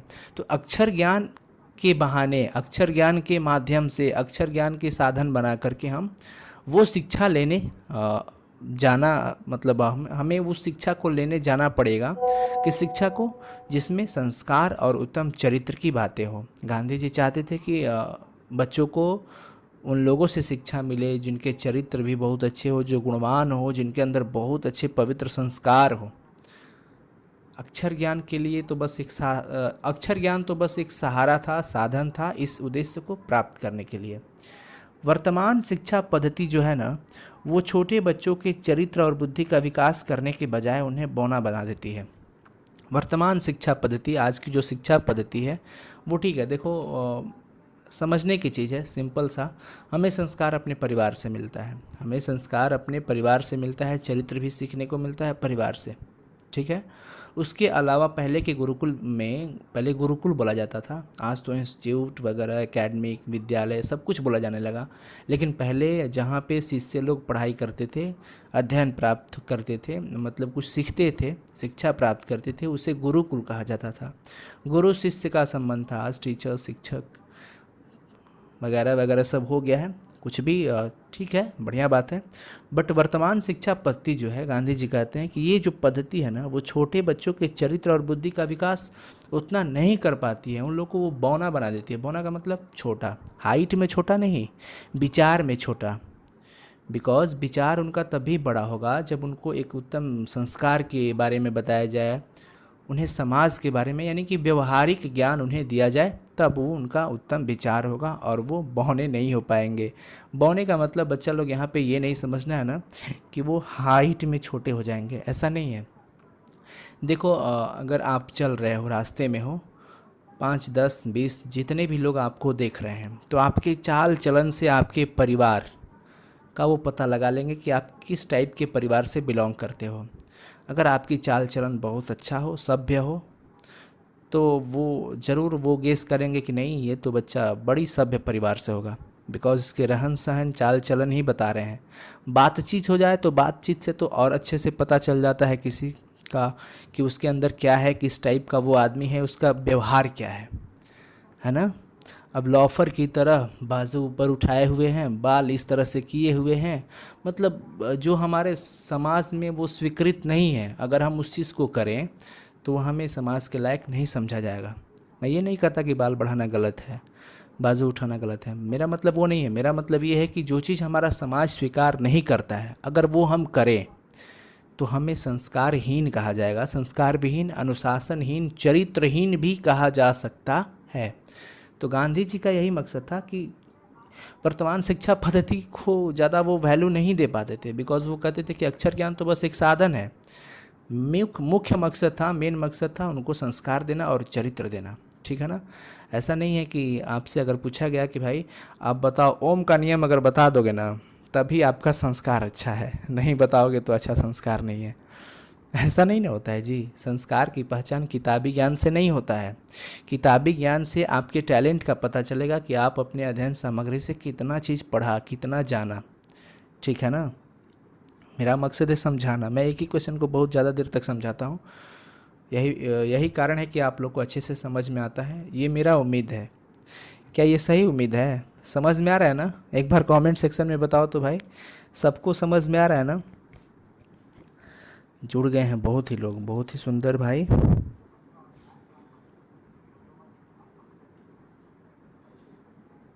चलो जी, अच्छा है, कोशिश करो समझने की, बहुत बढ़िया। मैं तो कोशिश कर रहा हूँ आपको कि सरल से सरल शब्दों के साथ मैं आपको अच्छे से समझा दूँ ताकि कभी प्रॉब्लम ना हो, ठीक है ना। गांधी जी ने कहा कि जो बच्चे जीविका के लिए नए साधन सीखना चाहते हैं उनके लिए औद्योगिक शिक्षा की भी व्यवस्था की जाएगी। जो बच्चे चाहते हैं कि हम उस तरह से शिक्षा प्राप्त करें जो हमारे कल के लिए रोज़गार हो सके, पढ़ लिख जाऊं, कुछ अच्छे तरीके सीख जाऊं कि कल मुझे जीविकोपार्जन करने के लिए, जीने के लिए कुछ पैसे भी आ जाएंगे, कुछ सीख लेंगे तो गांधी जी ये भी कहे कि ठीक है, ऐसा नहीं है हम शिक्षा बच्चों को जो शिक्षा दी जा रही है उसका मकसद ये नहीं है कि आप अपने कर्मों को भूल जाएं, खेती करना भूल जाएं, ऐसा नहीं है, आप अपने हक को भूल जाएं, आप बहुत ज़्यादा एडवांस हो जाए, ऐसा नहीं है। गांधी जी का यह भी विचार था कि जो ज्ञान वे स्कूल में प्राप्त करेंगे इसका उपयोग खेती और ग्रामीण जीवन में भी करेंगे। अगर आप कोई प्रक्रिया सीख करके आते हो तो उसे खेती में अपनाओ, अपने दैनिक जीवन में, ग्रामीण जीवन में अपनाओ, उसका उपयोग करो। गांधी जी का मकसद ये था। तो बच्चा लोग एक बार इसे और अच्छे से पढ़ लेना, बहुत ही अच्छा है, समझ में आ जाएगा, बहुत ही सरल शब्दों के साथ है। गांधी जी के मुख्य मकसद था शिक्षा का, बच्चों में संस्कार और उत्तम चरित्र। अक्षर जो ज्ञान है वो तो बस उद्देश्य की प्राप्ति का एक साधन था। वर्तमान शिक्षा जो पद्धति है वो छोटे बच्चों के अंदर चरित्र और बुद्धि उतना विकास नहीं कर पाता है। ठीक है, ध्यान रखो। गांधी जी ने कहा कि जो बच्चे जीविका के लिए नए साधन सीखना चाहते हैं उसके लिए भी नई शिक्षा पद्धति प्रणाली यहाँ पे शुरू की जाएगी, उसकी व्यवस्था भी की जाएगी, इंडस्ट्रियल शिक्षा भी दी जाएगी, औद्योगिक शिक्षा जैसे ट्रेनिंग वगैरह सब होती है ना। गांधी जी का यह भी विचार था कि अगर वो जो भी ज्ञान स्कूल में प्राप्त करते हैं वो उसका उपयोग खेती और ग्रामीण जीवन में भी करेंगे। क्लियर हुआ? चलो आगे चलते हैं क्वेश्चन नंबर 9 की तरफ। पुंडलिक जी कौन थे? पुंडलिक जी के बारे में मैंने आपको कल चर्चा किया था। पुंडलिक जी एक शिक्षक थे। पुंडलिक जी क्या थे? शिक्षक थे। ये गांधी जी के आदर्शों को सच्चे दिल से मानने वाले बड़े ही निर्भय पुरुष थे। गांधी जी के आदर्शों को ये मानते थे और गांधी जी ने ही इन्हें निर्भीकता सिखाया था, निडर बनना सिखाया था कि डरना नहीं है, अपने हक के लिए लड़ना है। कोई भी हो अत्याचार करेगा उससे बिल्कुल नहीं डरना है, डरने को नहीं, सामना करने को। ये बातें कौन सिखाया था? महात्मा गांधी ने। किनको? पुंडलिक जी को। पुंडलिक जी क्या कौन थे? शिक्षक थे। और ये किनके आदर्शों को मानते थे? गांधी जी के आदर्शों को सच्चे दिल से मानते थे और निर्भय पुरुष थे। निर्भय मतलब कि निडर पुरुष। इनके अंदर कोई भय नहीं था कि अगर हम ये काम करने चल रहे हैं ना तो वो, जैसे सिंपल सी बात है, जैसे अंग्रेज़ थे। अंग्रेज़ सबको डरा करके, धमका करके, अजीब अजीब हरकतें करके वहाँ के किसानों को पर अत्याचार किया करते थे। बहुत सारा अत्याचार किए थे वो लोग, कल के सेशन में हम लोग समझे थे। तो गांधी जी ने इन्हें निडर बना दिया था। ठीक है ना, कि पुंडलिक जी एक शिक्षक थे। ये गांधी जी के आदर्शों को सच्चे दिल से मानने वाले बड़े निर्भय पुरुष थे, जिन्हें गांधी जी ने 1917 में बेलगांव से भितिहरवा बुलाया था। पॉइंट बी नोटेड मिलॉट, कि गांधी जी ने भितिहरवा बुलाया था। कहाँ से? बेलगांव से। और कब बुलाया था? 1917 में। किसको? पुंडलिक जी को। तो एक क्वेश्चन यहाँ पे क्रिएट हुआ कि गांधी जी ने बेलगांव से पुंडलिक जी को भितिहरवा कब बुलाया था? 1917 में। क्लियर बना? पुंडलिक जी को गांधी जी ने इसलिए बुलाया था ताकि वो आश्रम में रहकर बच्चों को शिक्षा दे। ये बहुत ही सरल भाषा है, एकदम सिंपल वर्ड है जो आपको अच्छे से समझ में आ रहा होगा। पुंडलिक जी को यहाँ बुलाया गया था। कौन बुलाया था? महात्मा गांधी। आदरणीय महात्मा गांधी ने उन्हें बुलाया कि पुंडलिक जी आप आइए और यहाँ के बच्चों को आप शिक्षा दीजिए। और देखिए सबसे बड़ी बात यह भी है, मैं आपको जिम्मेवारी दे रहा हूँ पुंडलिक जी, मैं नहीं दे रहा हूँ, महात्मा गांधी दे रहे हैं। कह रहे हैं कि पुंडलिक जी आप आइए और यहाँ के बच्चों को शिक्षा दीजिए। और यहाँ के लोगों में ना बड़ी भय हो गया है, डर हो गया है अंग्रेज़ों से, आप उस डर को भी दूर कीजिए। इन लोगों को निर्भय बनाइए, निर्भीकता सिखाइए। इनके अंदर बड़ी ही डर हो गया है। जैसे आप निर्भय हो गए हैं, आप निडर हो गए हैं ना सत्य कामों के प्रति, उसी प्रकार से आप यहाँ के लोगों को भी उसी तरह से बना दो। ओके, फिर से एक बार समझ लेते हैं फाइनली कि पुंडलिक जी को गांधी जी ने इसलिए बुलाया था ताकि वो आश्रम में रहकर बच्चों को शिक्षा दे और साथ ही साथ ग्रामवासियों के दिल से अंग्रेजों के प्रति भय को दूर करे।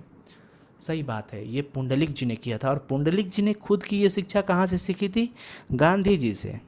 ठीक है ना, ऐसा था। गांधी जी जब आए थे ना तो गांधी जी जब आए थे तो वहाँ पे महंत जो थे उन्होंने अपने आश्रम में इन्हें जगह नहीं दिया कि नहीं बाबा आपको यहाँ पे नहीं रहना। महुए के पेड़ के नीचे जगह मिला इनको। कहाँ मिला? महुए के पेड़ के नीचे जगह मिला था। किनको? महात्मा गांधी जी को। किसी की हिम्मत नहीं थी कि इनको आश्रम दिया जाए।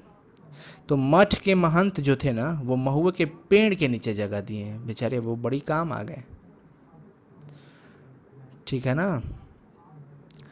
और गांधी जी ने वहाँ खटिया बिछा करके बाद में फिर झोपड़ी वगैरह बना, वहाँ पे वो रहने लगे। और बड़ी, चलो हम बताते हैं क्वेश्चन के अनुसार हम लोग समझेंगे तो और बेहतर होगा। क्वेश्चन नंबर 10 की तरफ चलते हैं। क्वेश्चन नंबर 10 क्या है? गांधी जी के चंपारण आंदोलन की किन दो सीखों का उल्लेख लेखक ने किया है?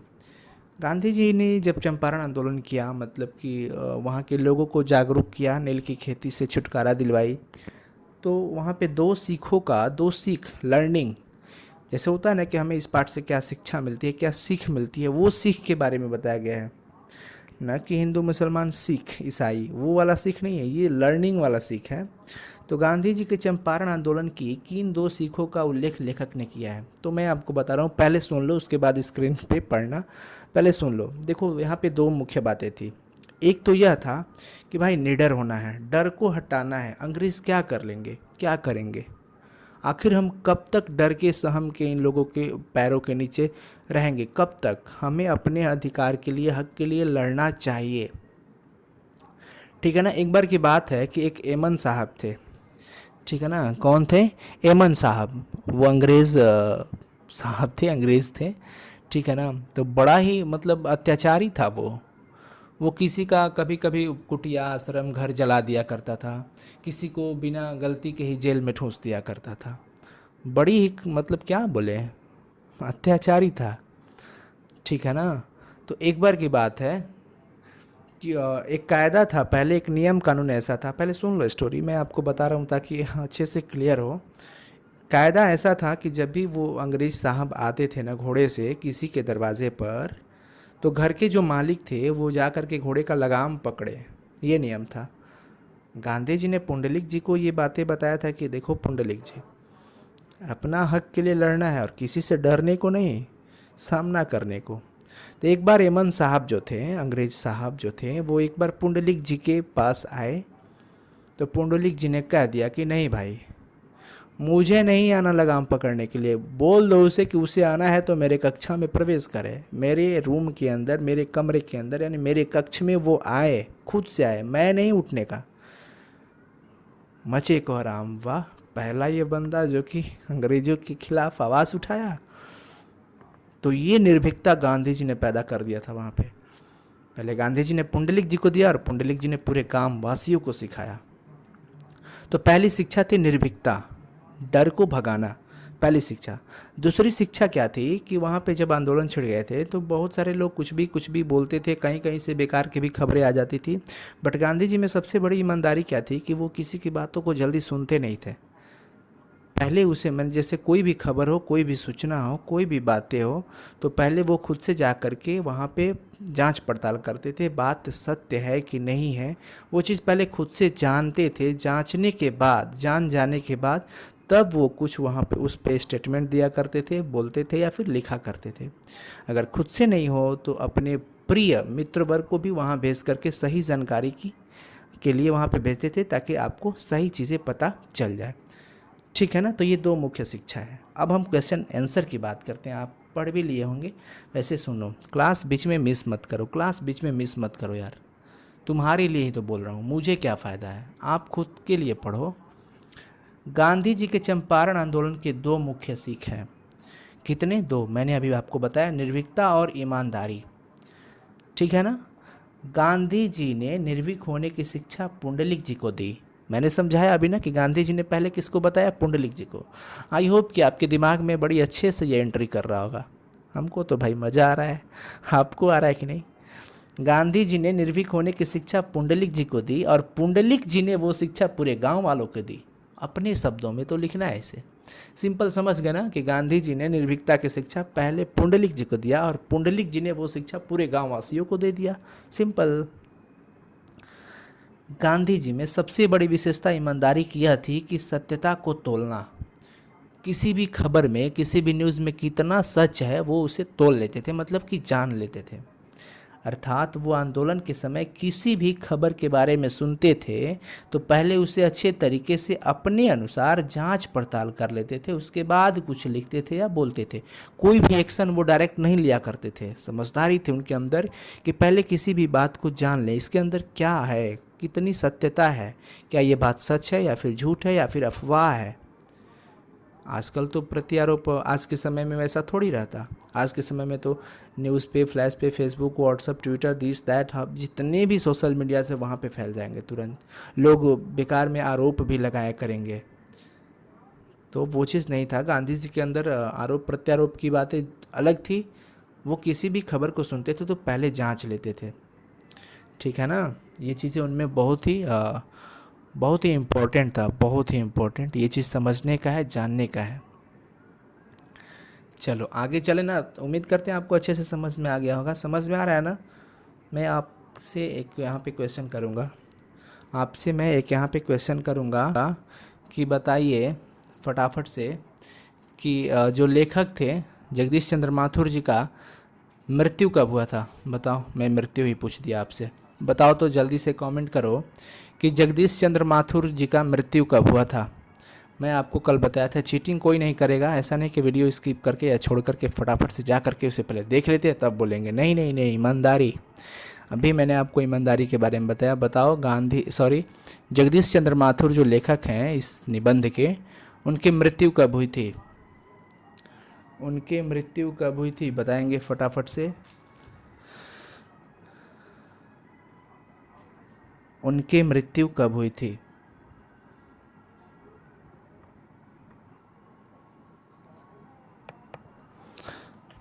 14 मई 1978 को। बहुत ही सुंदर। कुछ बच्चों ने बताया और कुछ ने नहीं बताया। कमेंट बड़ी स्लो आ रहे हैं।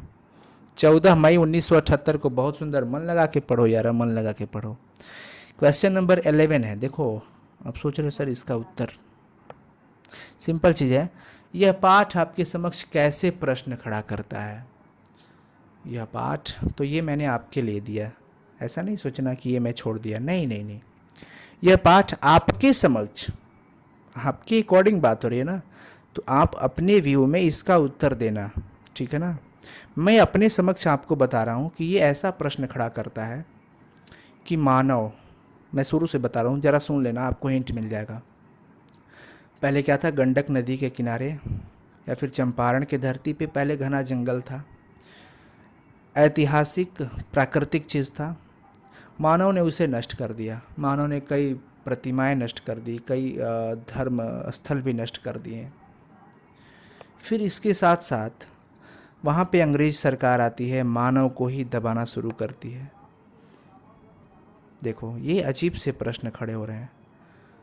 मानव ने मानव को ही नष्ट करने के लिए कदम बढ़ाया, और मानव ही जिस चीज़ का सुख भोग रहा है, इस भोग विलास कर रहे हैं, हम पृथ्वी पे हैं, प्राकृतिक संपदा को हम सुख के लिए यूज़ कर रहे हैं और उसी को नष्ट भी कर रहे हैं। सबसे बड़ा प्रश्न ये है। तो आप अपने अकॉर्डिंग इसका उत्तर देना, ठीक है ना, कोशिश करना। उसके बाद नहीं होगा तो फिर टेलीग्राम ग्रुप में या टेलीग्राम चैनल पे या व्हाट्सएप ग्रुप में इसका आंसर भेज दिया जाएगा। बट आपको एक चांस दिया गया ताकि आप इसे अच्छे से समझें। क्वेश्चन नंबर 12 है, अर्थ स्पष्ट कीजिए। अर्थ स्पष्ट कीजिए। क्लास मिस नहीं कर रहे हैं, लास्ट तक जरूर रहना है, ओके ना। और अगर अभी तक आपने चैनल को सब्सक्राइब नहीं किया तो प्लीज़ बच्चा लोग जो सब्सक्राइब नहीं किए हैं उनके लिए मैं बोल रहा हूँ, वो सब्सक्राइब कर लेंगे और बगल के बेल आइकन को क्लिक कर लेंगे। और वीडियो लाइक नहीं किए तो प्लीज़ अभी लाइक कर लो। अभी लाइक करो, पहले अभी लाइक करो। जो लाइक नहीं किए हैं वो लाइक करें। सबसे पहला है कि वसुंधरा भोगी मानव और धर्मांध मानव एक ही सिक्के के दो पहलू है। बड़ी अच्छे से समझाऊंगा, समझना है, घबराने को नहीं। शब्द का अर्थ मैं दूंगा। वसुंधरा भोगी, वसुंधरा का अर्थ क्या होता है, पृथ्वी। वसुंधरा का अर्थ क्या होता है, पृथ्वी। भोगी मानव, पृथ्वी पर सुख भोगने वाला जो मानव है। और धर्मांध मानव, और अंधे की तरह किसी भी धर्म को मानने वाला मानव। एक ही सिक्के के दो पहलू है। एक ही सिक्के के दो पहलू है। देखो यहाँ पे बड़ी अच्छे से लेखक ने ये चीज़ें बताई। वसुंधरा भोगी मानव और धर्मांध मानव। वसुंधरा भोगी मतलब पृथ्वी पे सुख भोगने वाला जो मानव है, और फिर धर्मांध मानव, वैसे मानव जो अंधे होकर के एक धर्म का अनुसरण कर रहे हैं कि हाँ जी हमारा ये धर्म है, बस हम इस धर्म को मानते हैं, उसमें बड़ी पूजा पाठ धर्म सब कुछ करते हैं। तो ये एक ही सिक्के के दो पहलू है। मतलब कि ये चीज़ें क्लियर हो जाएगी, मैं अभी आपको बता रहा हूँ। अच्छा, एक बात आपको मैंने बताया था, कभी भी अर्थ स्पष्ट, भावार्थ स्पष्ट करना हो तो पहले वो कुछ क्राइटेरियाज होते हैं वो जो पूरे करने पड़ते हैं। कि प्रस्तुत पंक्ति विद्वान लेखक जगदीश चंद्र माथुर द्वारा रचित निबंध ओ सदा नीरा से लिया गया है। लेखक इस पंक्ति के माध्यम से यह बताना चाहते हैं कि पृथ्वी पर सुख भोगने वाला मानव और धर्म के अंधे की तरह अनुकरण करने वाला भाव रखने वाला मानव जिस प्रकार विशाल जंगल को काट दिया। मैंने आपको कल बताया था कि जब कर्नाट वंश के राजा वो आए थे, उसको गयासुद्दीन तुगलक के साथ युद्ध करना पड़ा था। उसमें तलवारें चली, बहुत सारे वन कट गए, जंगल पेड़ पौधे कट गए, धीरे धीरे जंगल कटना शुरू हो गया। यही मानव जो इस धरती का सुख ले रहा है, इस धरती पे जी रहा है, इस प्राकृतिक संपदा को अपनी संपदा नहीं समझा और उसे नष्ट कर दिया। ये वसुंधरा भोगी मानव। जिस प्रकार इन्होंने विशाल जंगल को काट दिया, उसी प्रकार से कई देवताओं की प्रतिमाओं को, मूर्तियों को नष्ट कर दिया, कई धर्म स्थलों को नष्ट कर दिया। यही धर्मांध मानव, वसुंधरा भोगी मानव जिन्होंने विशाल जंगल को काट दिया, वसुंधरा भोगी मानव जिन्होंने विशाल जंगल को काट दिया, और धर्मांध मानव यही मानव है जो धर्म के पीछे भागता है। कैसे धर्म के पीछे भागते हो जी? जिससे आपने मूर्तियों को भी नहीं छोड़ा, मूर्तियों को भी नष्ट कर दिया, साथ ही साथ कई धर्म स्थलों को भी तोड़ दिया। अर्थात मानव को जिससे सुख मिलता है ना, वो उसी का नष्ट कर रहा है। इस प्रकार लेखक कहते हैं कि वसुंधरा भोगी मानव और धर्मांध मानव एक ही सिक्के के दो पहलू है, यानी दोनों का एक ही मकसद है, नष्ट करना। दोनों का एक ही मकसद है, नष्ट करना। वसुंधरा भोगी हो, एक मिनट, दोनों का मकसद एक ही है। वसुंधरा भोगी का भी मकसद एक ही है, नष्ट। क्या नष्ट? जंगल को नष्ट कर दिया। और धर्म वाला जो मानव है ये भी नष्ट ही करता है, धर्मस्थलों को नष्ट करता है, मूर्तियों को नष्ट करता है। तो एक ही सिक्का के दो पहलू है। समझ में आ गया ना? तो लेखक यही बताना चाहते हैं, बड़ी ही शोक में है, दुख में है इस कथन से। क्वेश्चन नंबर ख पे चलते हैं, इसी का पार्ट है ख। कैसी है चंपारण की यह भूमि, कैसी है चंपारण की यह भूमि, मानव विस्मृति के हाथों अपनी बड़ी से बड़ी निधियों को सौंपने के लिए प्रस्तुत करती है। ये तो बड़ी ही मज़ा आएगा, समझ में आएगा, बहुत ही अच्छे से क्लियर होगा, सो घबराने को नहीं, लास्ट तक रहने को। ये तो कर लेना है कि प्रस्तुत पंक्ति विद्वान लेखक जगदीश चंद्र माथुर द्वारा रचित निबंध ओ सदा निरा से लिया गया है। लेखक इस पंक्ति के माध्यम से चंपारण की भूमि का गुणगान किया है। लेखक कहते हैं कि वाह रे चंपारण की धरती, तेरी महिमा अपरंपार है, तू बहुत ही महान हो। कहाँ कहाँ से लोग आए तुम्हारे पास रहने के लिए, पता नहीं उनके मन में क्या था। तुमको क्षति करने के लिए आए थे या फिर तुम्हारा बड़प्पन करवाने के लिए आए थे, ये तो मैं नहीं जानता, लेकिन तूने सबको माफ़ कर दिया। जो यहाँ पर बसने के लिए आए वो तो बसे ही, जो तुम्हें नष्ट करने के लिए आए थे उसको भी तूने माफ़ी कर दिया। वाह रे वाह, कैसी है चंपारण की भूमि, बड़ी ही ममतामयी है। समझ में आ रहा है ना? यही भाव है लेखक का। लेखक ने इस पंक्ति के माध्यम से चंपारण की भूमि का गुणगान किया। उन्होंने कहा कि यह भूमि महान है। प्रस्तुत पंक्ति विद्वान लेखक, ओहो, ये लाइन बच्चा लोग बाय मिस्टेक यहाँ पे आ गया है, इसे हटा लेंगे क्योंकि ये 2 बार नहीं होना चाहिए। ये लाइन पे हम लोग फोकस नहीं करेंगे, ये वही पहली वाली लाइन है। देखो, उन्होंने कहा कि यह भूमि महान है, यहाँ अनेक बाहरी व्यक्ति आए एवं कई आक्रमणकारी भी आए। अनेक बाहरी व्यक्ति आए और कई आक्रमणकारी भी आए। मैंने आपको बताया था ना, नेपाल की विजय यात्रा पे आए थे ना नान्यदेव, नान्यदेव आए थे कि नहीं आए थे? नान्यदेव आए थे ना। उसके बाद चालुक्य नृपति भी आए थे। नेपाल और मिथिला की विजय यात्रा पे विक्रमादित्य के सेनापति भी आए थे। तो ये लोग आए, आक्रमणकारी भी आए थे और बहुत सारे बाहरी लोग भी आए थे। उन्होंने या तो इस पावन भूमि को क्षति पहुंचाया या आकर के बस गए। 2 ही मकसद, या तो आकर के यहाँ बस गए, नहीं तो इस भूमि का क्षति पहुंचाया। किंतु धन्य है इस भूमि की सहनशीलता और उदारता। धन्य है चंपारण की भूमि, जो तूने सबको, इतने अत्याचार होते हुए भी, इतने अत्याचार किए लोग यहाँ पे, फिर भी तूने सबको भुला दिया, सबको क्षमा कर दिया। समझ में आया ना? तो ये लेखक की भावना है इस पंक्ति के माध्यम से। जैसे ऐसा लग रहा है कि आप मानव विस्मृति के हाथों अपनी बड़ी से बड़ी निधियाँ सौंपने के लिए प्रस्तुत कर दिए हो, सब कुछ भुला गए हो, तुम्हारे ऊपर कितने अत्याचार हुए सब कुछ भूल गए हो। समझ में आया ना? तो ये लेखक की भावना है। तो आई होप कि अच्छे से समझ में आया होगा। बता दो, समझ में आ रहा है कि नहीं? क्लियर हो रहा है ना? क्लियर हो रहा है कि नहीं बच्चा लोग? क्लियर हो रहा है कि नहीं, एक बार बताएंगे। चलो मैं अगला क्वेश्चन करता हूँ। क्वेश्चन नंबर 13, लेखक ने पाठ में विभिन्न लोगों के विभिन्न स्थानों से आकर चंपारण और उसके आसपास बसने का जिक्र किया है। बिल्कुल ही किया है। वे कहाँ कहाँ से और किस लिए यहाँ आकर के बसे। ये टेक्स्ट बुक्स का क्वेश्चन है, तो इसे पढ़ना तो पड़ेगा आपको। एग्ज़ाम में कौन आएगा कौन नहीं आएगा ये तो हम लोग डिसाइड नहीं कर सकते हैं।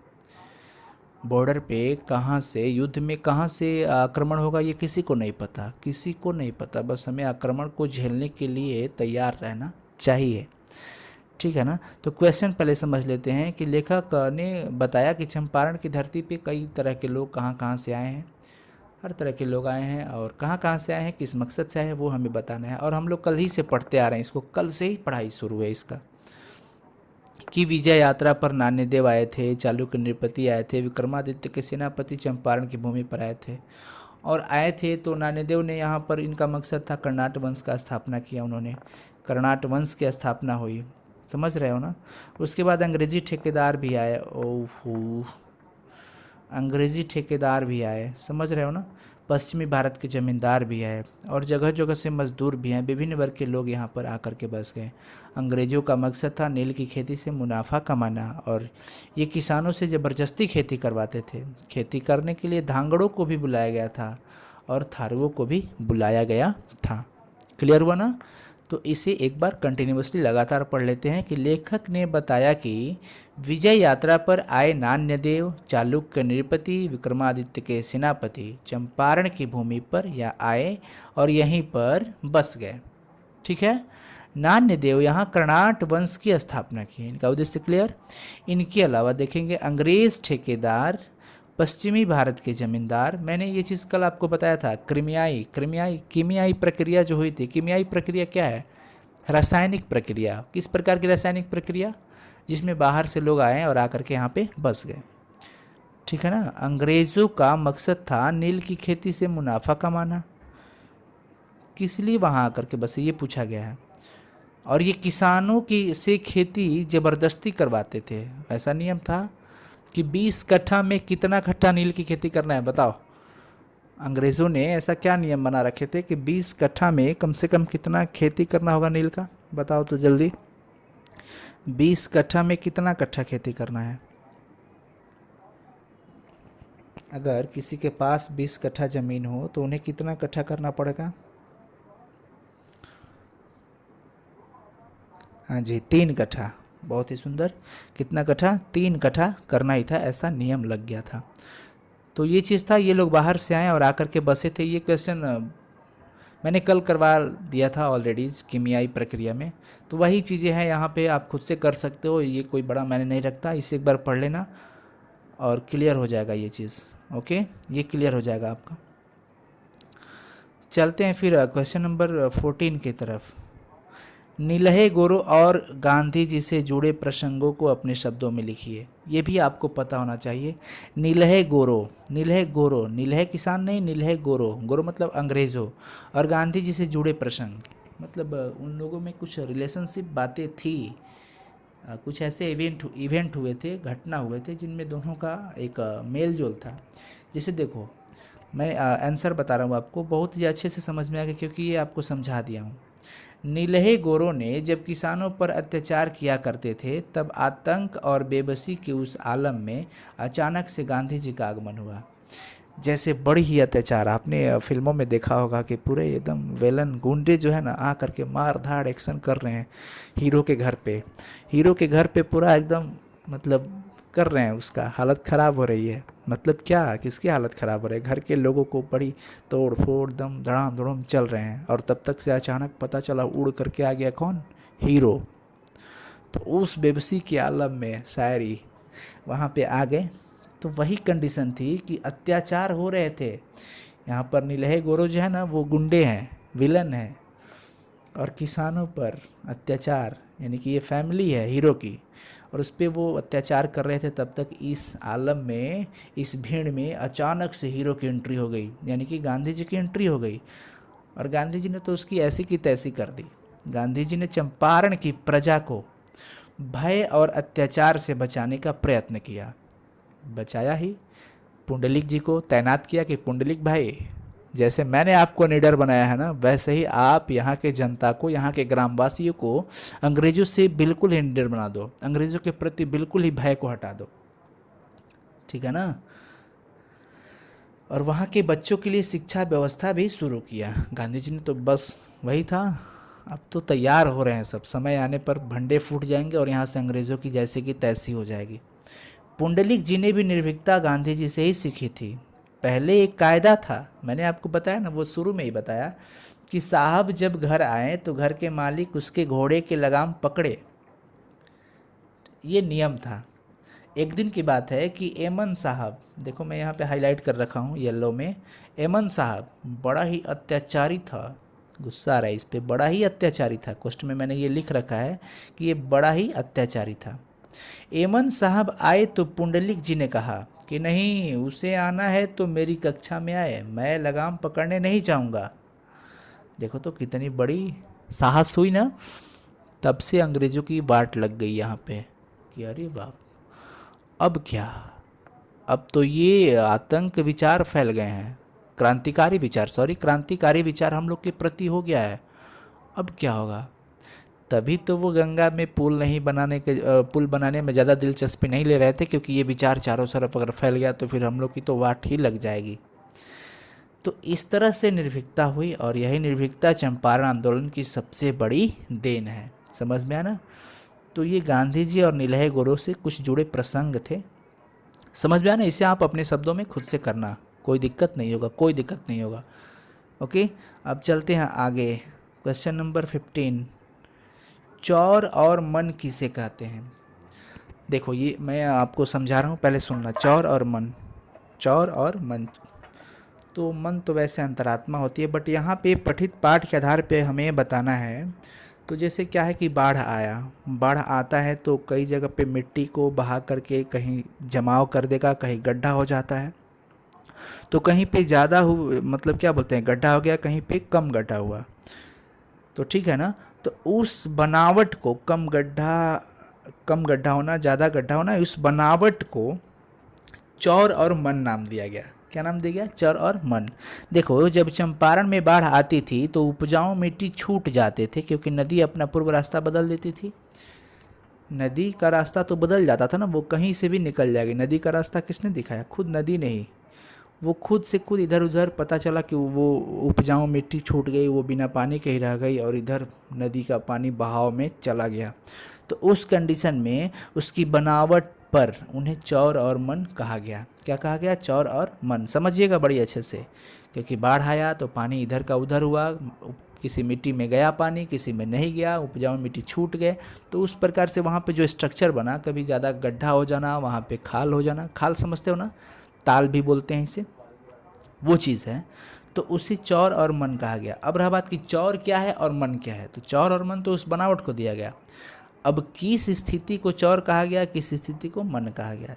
तो देखो, चौर उसे कहा गया जिनमें पानी जाड़े या गर्मी में कम हो जाता है, ठीक है ना, कम छिछला, कम गड्ढा हो, और इसमें खेती आसानी से होती है। क्योंकि गड्ढा कम रहता है तो वो हल्का समतल ही रहता है, तो वहाँ पे खेती आसानी से हो जाती है। लेकिन जो मन है वो गहरे और विशाल ताल होते हैं, गड्ढे होते हैं गहरे और विशाल, बड़े होते हैं, वहाँ पे तो खेती नहीं हो पाएगी ना। तो ये चीज़ें हैं, इसमें आसानी से खेती नहीं हो पाती है। तो इसको क्लियर कर लेना, बहुत ही इंपॉर्टेंट है। अच्छा है, समझ में आ गया ना कि जो बाढ़ आता था तो बाढ़, नदी अपना पूर्व रास्ता बदल देती थी, जहाँ जाना था, मतलब कहीं कहीं से निकल जाती थी, कहीं मिट्टी छूट जाते थे, बिना पानी के ही रह जाते थे, तो कहीं गड्ढा ज़्यादा कहीं कम। तो उस बनावट को चौर और मन कहा गया। जहाँ पे कम गड्ढा हुआ उसे चौर, जहाँ पे ज़्यादा गड्ढा हुआ उसे मन कहा गया। क्लियर। अब चलते हैं, लास्ट क्वेश्चन है, कपिल वस्तु से मगध के जंगलों तक की यात्रा बुद्ध ने किस मार्ग से की थी। तो वो सिंपल है, गंडक नदी के किनारे किनारे वो गए थे कपिल वस्तु से। कपिल वस्तु एक जगह है, कपिल वस्तु क्या है? जगह है। वहाँ से मगध के जंगल तक की यात्रा, विशाल जंगल थे गंडक नदी के आसपास चंपारण, आपको तो पता है ना कि बहुत ही विशाल जंगल हुआ करता था। तो सिंपली ये क्वेश्चन बहुत ईजी है, बहुत ही ईजी है। तो उसमें बस इतना ही बताना है कि वो गंडक नदी के किनारे किनारे वो चल करके वो यात्रा किए थे। और कुछ आपके लिए ऑब्जेक्टिव क्वेश्चन है बच्चा लोग, बहुत इंपॉर्टेंट है। क्वेश्चन पूछता है कि पंडई नदी कहाँ तक जाती है, तो पंडई नदी जो है वो भिखनाथोरी तक जाती है। और भिखनाथोरी, सर भिखनाथोरी क्या है? नहीं बच्चा लोग, भिखनाथोरी एक जगह का नाम है। भिखनाथोरी एक जगह का नाम है। क्वेश्चन पूछता है पंडई नदी कहाँ तक जाती है, तो पंडई नदी भिखनाथोरी तक जाती है। और ठीक है ना। और वो बातें मैंने बताया कि मठ के महंत ने गांधी जी को कहाँ पे जगह दिया था, तो महुए के पेड़ के नीचे।